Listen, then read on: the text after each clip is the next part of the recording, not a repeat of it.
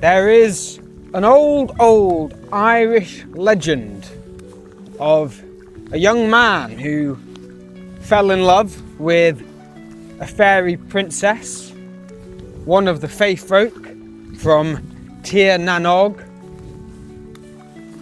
who travelled off with her to the land of eternal youth. I'm talking, of course, about the legend of Oisín and Niamh, or Niamh Cinoir, Niamh of the golden hair, one of the most beautiful of the Fae folk. And Oisín himself, of royal lineage, was the son of the legendary Irish hero Finn McCool, the leader of the Fianna, the legendary band of Irish warrior poets. We haven't talked about them yet on this channel or their legends, but they are fabulous and well worth an exploration on another day. The Fianna were mighty warriors who defended Ireland on many occasions, and they had a rigorous selection process. Only the best of the best could be the Fianna, the sort of ancient day special forces of the world. They had to be able to run faster than the wind, and Oisín was the fastest of them all in his youth. They had to be able to leap the height of a fully grown man, but Oisín, it said, could leap the height of 2. And they had to be able to run through the woods without rustling a single leaf or twig, making no sound at all. And Oisín could do this, and not only leave no noise behind him, but leave no trace, so light was he of foot. And because of this, he had the nickname the Young Deer, and he was one of the best hunters of the Fianna. But they were more than that, they were also warrior poets. They had to be able to recall and recite and even write their own verse and poetry. And it said that Oisín's was the fairest poetry of all, whether it was his own or someone else's. No one else could match him in verse and song and singing and the recounting of tales. A bard, if you will. And one day the Fianna were out hunting in the west of Ireland, as they were often known to do, chasing a stag. But this stag was remarkably fast, and they chased it all through the morning into the midday sun on the west coast of Ireland, tracking it south to north until they came to a great lake where they lost the trail. They paused to rest, regroup and regather themselves, and there it was that Oisín heard the sound of hoofbeats in the distance, and his hearing was better than all else in the Fianna, even his legendary father, Finn McCool. And he says, "Shh, do you hear that, men? I hear the sound of a white horse with silver shoes running across the water." A strange horse running across the water.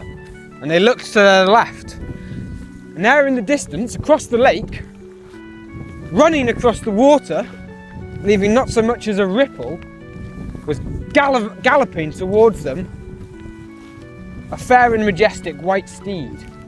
And silver did indeed shine from its feet as it trod across the lake. And as it came closer, they saw the figure that was riding it. A figure who seemed to glow and radiate even from a distance. Until the horse got closer still, they could make out a beautiful young woman on the horse with an otherworldly presence. And behind her, flapped in the wind, a silver grey cloak. And her hair flowed behind her in hazel brown, until she came to a stop by the shores of the lake. But neither her nor the horse left the water. They stood on the edge to address the Fianna, who straight away, being well versed in lore and magic and the legends of the land, realised straight away that this was no human maiden.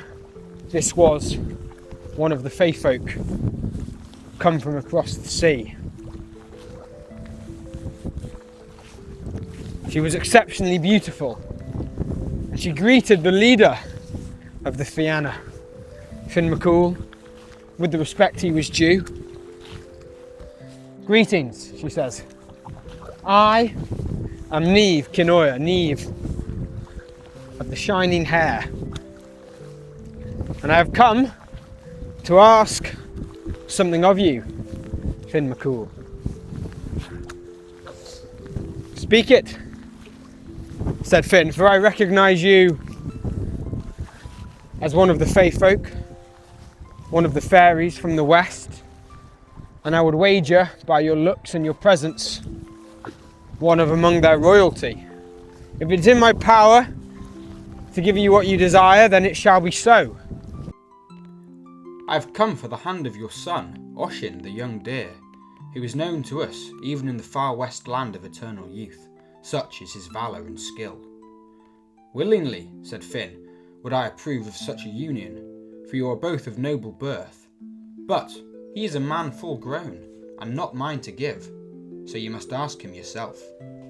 And with that, Neve turned to Oisín and recounted to him the grace and splendour of Tir na Nog.